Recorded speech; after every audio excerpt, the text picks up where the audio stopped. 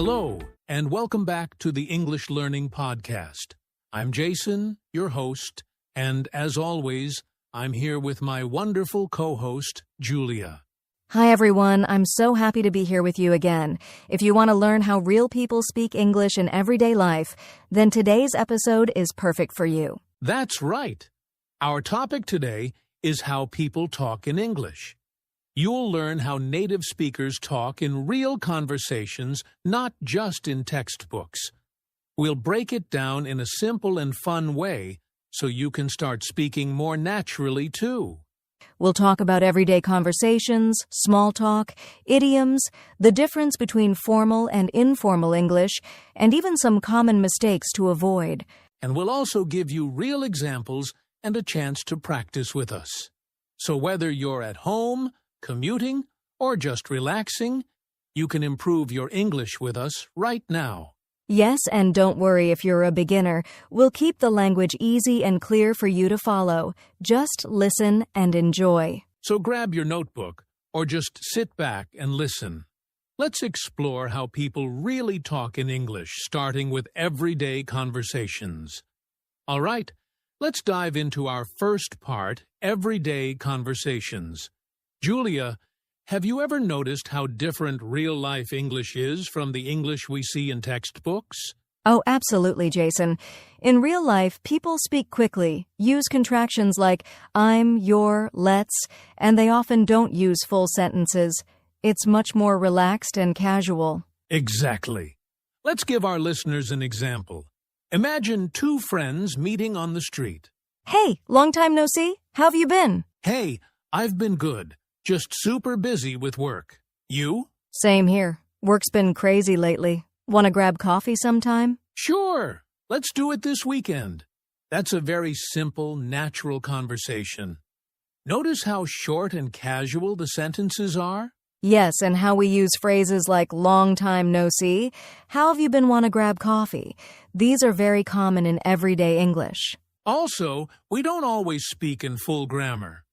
For example, instead of saying, "Would you like to have coffee with me?" we just say, "Want to grab coffee?" Right. It's not wrong grammar, it's just spoken English. And contractions are everywhere, like I have becomes I've, and do you wanna becomes wanna. Let's share a few more common phrases that people use every day. Good idea. Here are a few. What's up means how are you? No worries means it's okay or don't worry about it. I'm good, thanks. A common reply when someone asks how you are. Sounds good means okay or I agree. Let's catch up soon means let's talk or meet again soon. These small phrases can help you sound more natural and confident when you talk to someone in English. Also, don't forget that in daily life, people often mix questions and answers. Hey, Julia, are you free later? Not sure yet. What's up? Thinking of going for a walk. Want to come? Maybe. Text me. Sure thing. See how casual and short everything is? That's very typical in English-speaking countries. And the best way to learn this is to listen a lot and practice speaking. Podcasts, shows, and talking with others help a lot. Yes, and don't be afraid of making mistakes. Just try to speak naturally and listen to how others talk. Coming up next, we'll talk about something people often forget, tone and body language. It's not just what you say, but how you say it. That's right. Let's go there now. Now let's talk about something really important that's not just about words, tone, and body language. Yes, a big part of communication is how you say things, not just the words you use. Tone of voice and body language can change the whole meaning of a sentence. For example, if I say I'm fine in a happy tone, it sounds like everything is okay. But if I say it in a flat or sad tone, I'm fine, it can mean the opposite. Exactly. And sometimes native speakers understand each other more from tone and facial expressions than from the actual words. Let's do a quick demo. I'll say the same words in two different tones. Ready? Oh, great. You're here. Oh, great, you're here.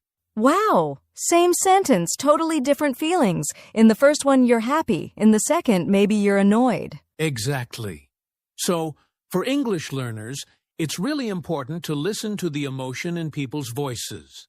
Now let's talk about body language. That means using your face, hands, or posture to help communicate. In English-speaking cultures, people often smile a lot when they talk, nod to show they're listening, and use hand gestures to explain something. Yes, and when someone is interested, they might lean forward. But if they're bored, they might cross their arms or look away. Let's say you're meeting someone for the first time. If you smile, make eye contact, and say, "Nice to meet you," in a friendly tone, they'll feel good. But if you say it with no expression and look away, it might seem rude or cold even if your words are correct. So, here's a tip. When you practice English, don't just say the words, act the words. Use your face, hands, and voice. It makes a big difference. Absolutely. Even just watching videos or mirroring native speakers can help you understand tone and body language better. All right. Coming up next, we'll talk about something we all use every day, but often forget how important it is. Small talk and icebreakers. Yes, those little conversations that help start a friendly chat. Stay with us. Now let's talk about something that might seem small, but it's actually very important. Small talk and icebreakers. Yes. Small talk is the short, simple conversation people have to be polite, friendly, or just to start talking. It helps break the silence. That's why we also call it an icebreaker. Right. And even though small talk might not be deep or serious, it's a big part of English-speaking culture. It's how people connect. Let's give a few examples. Imagine you're in an elevator with a coworker. You don't want to stay silent, so you might say, "Nice weather today, huh?" Or, "Did you watch the game last night?" Or, "Traffic was really bad this morning." These topics may seem boring, but they're safe and friendly. That's the goal. Here are some common small talk topics in English. The weather looks like rain today. The weekend. Any plans for the weekend? Work or school? How's your day going? Sports or news? Did you hear about that match yesterday? Compliments. I like your jacket. These simple questions open the door for conversation. And remember, the goal isn't to have a deep talk just to be social and polite. Let's show an example. Here's a short small talk conversation between two people meeting at a party. "Hi, I don't think we've met before. I'm Julia." "Nice to meet you, Julia. I'm Jason. How do you know the host?" "Oh, we used to work together. What about you?" "We're old college friends. So, have you tried the snacks yet?" "Not yet, but they look good." See how easy that was? They didn't talk about anything serious, but they were friendly and polite. Exactly. And once small talk starts, it often leads to deeper conversation, but it has to start somewhere. So here's a tip. Don't be afraid to start with something simple. Even a short sentence like, "How's your day?" can open the door. And remember, smile, use a friendly tone, and show interest. People love talking to someone who listens. Next up, we'll talk about something fun, idioms and expressions. You'll learn some cool phrases that make your English sound more natural. Stay tuned. It's going to be a blast. All right, Julia. Now it's time for something really fun and interesting idioms and expressions. These are phrases people use all the time that don't always make sense if you translate them word for word. Yes, idioms make English colorful and exciting, but they can be tricky for learners because the meaning isn't always clear from the words themselves. Exactly.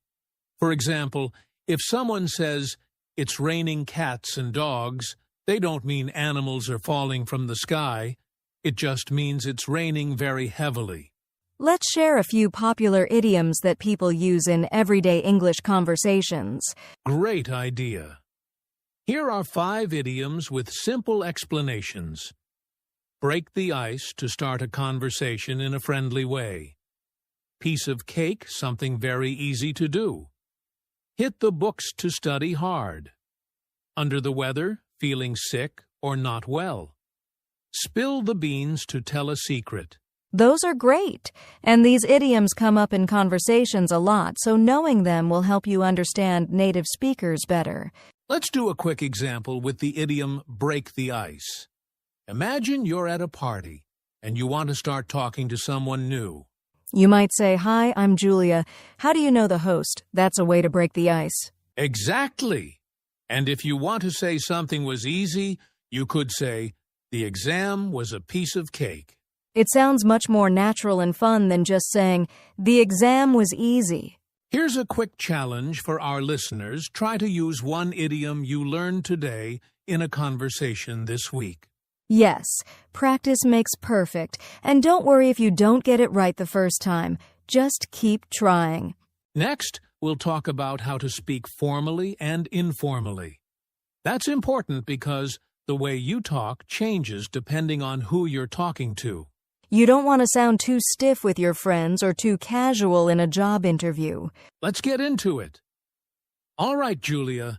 Let's talk about something that can be a little tricky for English learners speaking formally and informally. Yes, the way you talk depends a lot on who you're talking to and where you are. Speaking to your boss is different from chatting with your friends. Exactly. Formal English is polite, professional, and clear. Informal English is relaxed, friendly, and often uses slang or contractions. Let's start with an example. Imagine you're writing an email to your boss. In formal English, you might say, "Dear Mr. Smith, I hope this message finds you well. I am writing to inform you about the meeting scheduled for next Monday." But if you're texting a friend about the same meeting, you might say, "Hey, just wanted to remind you about the meeting on Monday." See the difference? The formal version uses full sentences, polite words like, "Dear, and I am writing to inform you."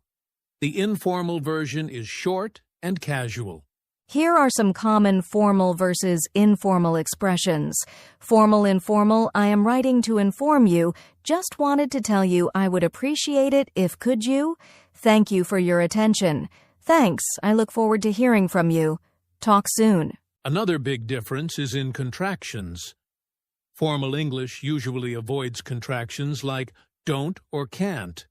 Informal English uses them all the time. Also, slang and idioms are common in informal speech, but usually not in formal writing or talking. Here's a tip for learners.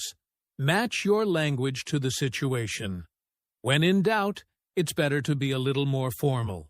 And practice switching between the two styles so you feel comfortable in any situation. Coming up next, we'll talk about something very important. How to ask questions and keep a conversation going. Great. Asking questions is the key to good conversations. Don't miss it. All right, Julia. Let's talk about something every English learner faces: common mistakes people make when speaking English. Yes, making mistakes is totally normal, but if we know the common ones, we can avoid them and speak more clearly. One common mistake is mixing up verb tenses. For example, saying "I go to the store yesterday" instead of "I went to the store yesterday." Right, past events need the past tense. So remember "I went," not "I go" for something that already happened. Another mistake is wrong word order in questions. For example, saying "You are coming" instead of "Are you coming?" Yes, in English, questions usually start with an auxiliary verb like are, do, or did. So, "Are you coming?" sounds natural. And many learners confuse prepositions like saying "I am good in English" instead of "I am good at English." Prepositions can be tricky, but practicing common phrases helps. For example, good at, interested in, listen to. Here's one more mistake. Pronunciation errors that change the meaning. For example, saying sheet instead of shit, or vice versa. That can cause funny or embarrassing moments. So, practice listening and repeating words carefully. And don't be afraid to ask for help or correction. Great advice. The key is to keep practicing and not worry too much about being perfect. Exactly. Mistakes are part of learning. The more you speak, the better you get. Coming up next, we'll talk about how to practice speaking English every day to improve faster. Stay tuned. All right, Julia. Now let's practice what we've been talking about with some role-play examples. This is a great way to get comfortable speaking English. Yes, role plays help you practice real-life situations in a safe space. Let's do 2 quick examples. Okay, first scenario, meeting someone for the first time. Hi, I don't think we've met before. I'm Jason. Nice to meet you, Jason. I'm Julia. What do you do? I'm a teacher. How about you? I work in marketing. Do you enjoy your job? Yes, I love it.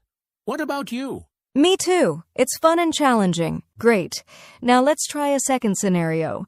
Ordering food at a restaurant. Hi, I'd like to order a cheeseburger and fries, please. Sure. Would you like anything to drink? Yes, a glass of water, please. Got it. Your order will see how these simple conversations use polite language and clear questions. Role-playing like this is a fantastic way to practice speaking and build confidence.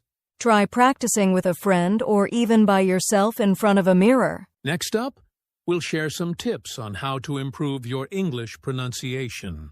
Don't miss it. All right, Julia, we're almost at the end of today's episode. But before we wrap up, let's share some quick tips on how to speak English like a native speaker. Yes, speaking like a native isn't about being perfect. It's about sounding natural and confident. Here are a few tips. Listen carefully to native speakers watch movies, listen to podcasts, and pay attention to how they speak. Practice speaking regularly, even if it's just talking to yourself or repeating phrases aloud. Focus on rhythm and intonation. English has a musical flow, with some words stressed more than others. Use contractions instead of saying, I am going. Say, I'm going. Learn common phrases and expressions. They make your speech sound more natural. Also, don't be afraid to make mistakes. Native speakers make mistakes too. The key is to keep practicing. And remember, speaking confidently is just as important as speaking correctly. Absolutely. The more you practice, the more natural you'll sound. That's all for today. Thanks for joining us on the English Learning Podcast. See you next time. Keep practicing and keep talking. All right, Julia. It's time for our favorite part, practice time for our listeners. This is where we help you get speaking right now. Yes, we'll say some sentences and questions slowly and then give you a moment to repeat after us. Let's start with a simple greeting. Repeat after me. Hello, how are you today? Great. Now try this one. What do you like to do in your free time? Good job. Here's a question using an idiom. Have you ever broken the ice at a party? Nice. Let's try a formal sentence I am writing to inform you about the meeting scheduled for Monday. Last one. Can you please help me with this task? Awesome. Keep practicing these sentences throughout your day. Remember, speaking often and practicing out loud is the best way to improve. That's right. Keep up the great work, and soon you'll feel more confident speaking English. Thanks for practicing with us today. All right, Julia. We've covered a lot today about how people talk in English, from everyday conversations, tone and body language, idioms, formal versus informal speech, and more. Yes, Jason. We talked about the importance of understanding different ways people speak so you can communicate confidently in many situations. Remember, learning English is a journey. It takes time, practice, and patience. Don't be afraid to make mistakes. They help you learn and improve. Keep listening, speaking, and practicing every day. Use the tips and examples we shared, and soon you'll notice your English getting stronger and more natural. Thanks so much for joining us today. We hope you found this episode helpful and fun. See you next time on the English Learning Podcast. Keep talking and keep growing. That's a wrap for today's episode. If you enjoyed this podcast, please like, share, and subscribe to our channel. And don't forget to leave a comment telling us what topic you want us to cover next. We love hearing from you. Follow us on social media for more English learning tips and updates. Thanks for being part of our community. Keep practicing, and we'll see you in the next episode.